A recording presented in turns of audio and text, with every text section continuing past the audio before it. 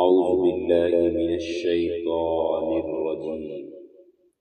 بسم الله الرحمن الرحيم.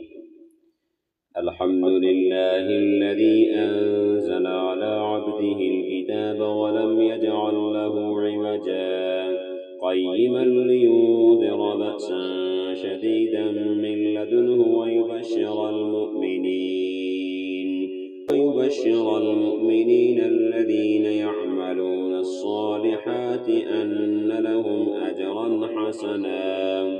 ماكثين فيه أبدا وينذر الذين قالوا اتخذ الله ولدا ما لهم به من علم ولا لآبائهم كبرت كلمة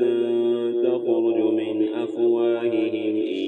يقولون إلا كذبا فلعلك باخع نفسك على آثارهم إن لم يؤمنوا بهذا الحديث أسفا إنا جعلنا ما على الأرض زينة لها لنبلوهم أيهم أحسن عملا وإنا لجاعلون ما عليها سعيدا جرزا أم حسبت أن أصحاب الكهف والرقيم كانوا من آياتنا عجبا